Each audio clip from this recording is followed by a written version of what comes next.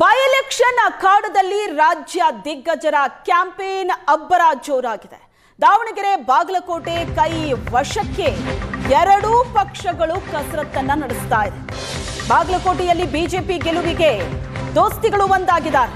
ದಾವಣಗೆರೆ ಮತ್ತು ಬಾಗಲಕೋಟೆ ಎರಡು ಕ್ಷೇತ್ರದಲ್ಲಿ ನಡೀತಾ ಇರುವಂತಹ ಬೈ ಎಲೆಕ್ಷನ್ ಪ್ರಚಾರದ ಅಬ್ಬರ ಜೋರಾಗಿದೆ.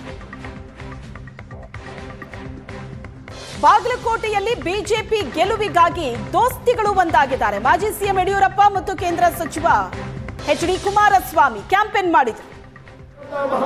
ವೀರಣ್ಣ ಚರಂತಿಮಠ್ ಪರ ರಾಂಪುರ ಗ್ರಾಮದಲ್ಲಿ ಪ್ರಚಾರ ಸಭೆ ನಡೆಸಿದರು. ಬಸವರಾಜ ಬೊಮ್ಮಾಯಿ, ಜನಾರ್ದನ ರೆಡ್ಡಿ ಸೇರಿ ಹಲವರು ಭಾಗಿಯಾಗಿದ್ರು. ಈ ಸಭೆಯಲ್ಲಿ ಸಿಎಂ ಸಿದ್ದರಾಮಯ್ಯ ವಿರುದ್ಧ ಯಡಿಯೂರಪ್ಪ ವಾಗ್ದಾಳಿಯನ್ನ ನಡೆಸಿದರು. ಸಿದ್ದರಾಮಯ್ಯ ಒಬ್ಬ ಸ್ವಾರ್ಥ ರಾಜಕಾರಣಿ, ನಿಜವಾದ ಕಳ್ಳೆತ್ತು ಅಂತ ಬಿಎಸ್ ಯಡಿಯೂರಪ್ಪ ಆಕ್ರೋಶವನ್ನ ವ್ಯಕ್ತಪಡಿಸಿದ್ರು. ಸಿಎಂ ವಿರುದ್ಧ ಎರಡೂ ಕ್ಷೇತ್ರದಲ್ಲೂ ನಾವೇ ಗೆಲ್ತೀವಿ ಅನ್ನೋ ವಿಶ್ವಾಸವನ್ನ ಬಿಎಸ್ ಯಡಿಯೂರಪ್ಪ ವ್ಯಕ್ತಪಡಿಸಿದ್ರು. ಬಾಗಲಕೋಟೆ ಉಪಚುನಾವಣಾ ಕದನದಲ್ಲಿ ಬಹಿರಂಗ ಪ್ರಚಾರಕ್ಕೆ ಇನ್ನೇನು 3 ದಿನಗಳು ಮಾತ್ರ ಬಾಕಿ ಇರುವಂತದ್ದು. ಇವುಗಳ ಮಧ್ಯೆ ಮಾಜಿ ಮುಖ್ಯಮಂತ್ರಿಗಳಾಗಿರ್ತಕ್ಕಂಥ ಬಿಎಸ್ ಯಡಿಯೂರಪ್ಪನವರು ಬಿಜೆಪಿ ಅಭ್ಯರ್ಥಿಯಾಗಿರ್ತಕ್ಕಂಥ ವೀರಣ್ಣ ಚರಂತಿಮಠ್ ಅವರ ಪ್ರಚಾರಕ್ಕೆ ಈಗಾಗಲೇ ಅಖಾಡಕ್ಕೆ ಧುಮುಕಿರುವಂತದ್ದು. ಈಗ ಸ್ವತಃ ಅವರು ನಮ್ಮ ಜೊತೆಗಿರುವಂತದ್ದು.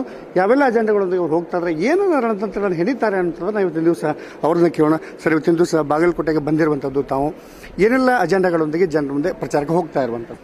ಸಿದ್ದರಾಮಯ್ಯನವರು ಇಲ್ಲಿ ಬಂದು 4 ದಿವಸ ಇರೋದಕ್ಕೆ ಪ್ರಮುಖ ಕಾರಣ ಅವರ ಜನಾಂಗದನೊಬ್ಬ ಅಭ್ಯರ್ಥಿ ನಿಂತಿದ್ದಾನೆ ಅಂತ.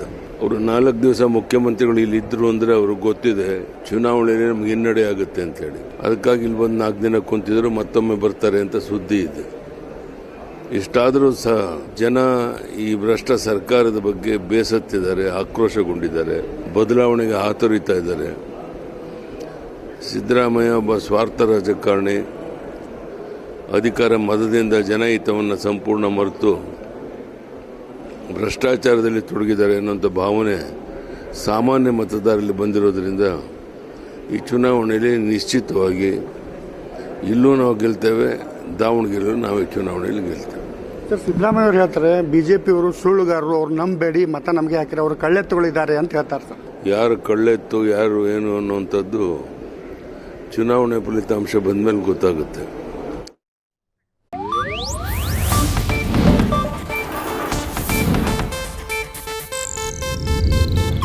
ಇದು ಏಷ್ಯಾನೆಟ್ ನ್ಯೂಸ್ ನೆಟ್ವರ್ಕ್ ಪ್ರಸ್ತುತಿ.